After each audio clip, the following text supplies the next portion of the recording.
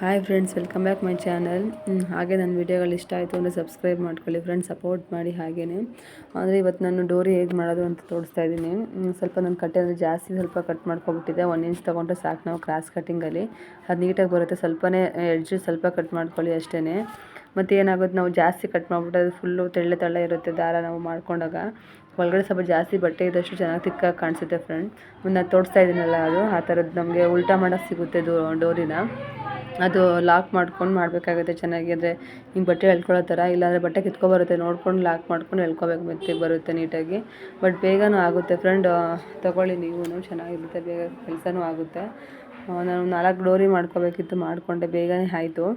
ಹಾಗೆಯೇ ನೀವು ವ್ಯೂವರ್ಸ್ ಎಲ್ಲ ನೋಡ್ತಿರ್ತೀರ ಫ್ರೆಂಡ್, ಯಾರು ಸಬ್ಸ್ಕ್ರೈಬ್ ಮಾಡ್ಕೋತಿಲ್ಲ, ಪ್ಲೀಸ್ ಸಬ್ಸ್ಕ್ರೈಬ್ ಮಾಡ್ಕೊಳ್ಳಿ, ಲೈಕ್ ಮಾಡಿ. ಹಾಗೆಯೇ ಇದೇ ಥರ ವೀಡಿಯೋಗಳು ಹಾಕ್ತಾಯಿರ್ತೀನಿ ಫ್ರೆಂಡ್ ನಾನು. ಮತ್ತು ವ್ಲಾಗು ಹಾಕಬೇಕು ಅಂದ್ಕೊಂಡಿದ್ದೀನಿ friend. Okay, thank you friend, thank you.